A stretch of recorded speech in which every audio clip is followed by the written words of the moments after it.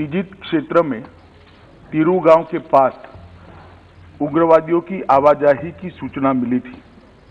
इसके आधार पर सेना के 21 पैरा कमांडो के एक दस्ते ने दिनांक 4/12/2021 की शाम को संदिग्ध क्षेत्र में एम्बुश लगाया था।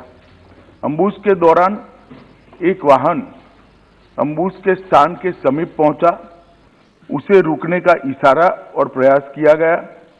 रुकने की बजाय वाहन द्वारा उस जगह से तेजी से निकलने का प्रयास किया गया, जिसके उपरांत इस आशंका पर कि वाहन में संदिग्ध विद्रोही जा रहे थे, वाहन पर गोली चलाई गई, जिससे वाहन में सवार 8 व्यक्तियों में से 6 व्यक्तियों की मृत्यु हुई।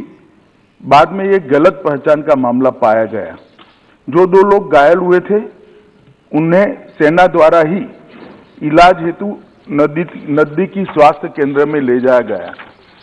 यह समाचार प्राप्त होने के बाद स्थानिक ग्रामीणों ने सेना की टुकड़ी को घेर लिया, 2 वाहनों को जला दिया और उन पर हमला किया। इसके परिणाम स्वरूप सुरक्षा बल के एक जवान की मृत्यु हो गई तथा कई अन्य जवान घायल हो गए। अपनी सुरक्षा में तथा भीड़ को तितर-बितर करने के लिए सुरक्षा बलों को गोली चलानी पड़ी, जिससे 7 और नागरिकों की मृत्यु हो गई तथा कुछ अन्य घायल हो गए। स्थानीय प्रशासन और पुलिस ने स्थिति को सामान्य करने के प्रयास किए हैं। अभी स्थिति तनावपूर्ण लेकिन नियंत्रण में बनी हुई है। पुलिस महानिदेशक नागालैंड और आयुक्त नागालैंड ने दिनांक 5/12/21 को घटनास्थल का दौरा किया। ताजित पुलिस थाने में घटना के बारे में प्राथमिकी दर्ज की गई है और मामले की गंभीरता को ध्यान में रखते हुए इस मामले को राज्य अपराध पुलिस स्टेशन को जांच के लिए सौंप दिया गया है। इस संदर्भ में एक विशेष जांच टीम SIT का गठन किया गया है, जिसे 1 माह के अंदर जांच पूरी करने के निर्देश दिए गए हैं।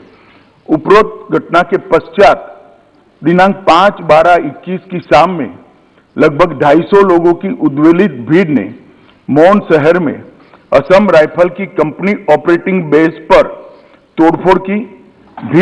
भीड़ ने COB के मकान में आग लगाई, जिसके उपरांत असम राइफल की टुकड़ी को भीड़ को तितर-बितर करने के लिए गोली चलानी पड़ी। इसके कारण एक और नागरिक की मृत्यु हो गई और एक अन्य घायल हो गया। प्रभावित क्षेत्र में किसी और अप्रिय घटना को रोकने के लिए अतिरिक्त बलों की तैनाती कर दी गई है। सेना की 3 कोर मुख्यालय द्वारा एक प्रेस वक्तव्य जारी किया गया है,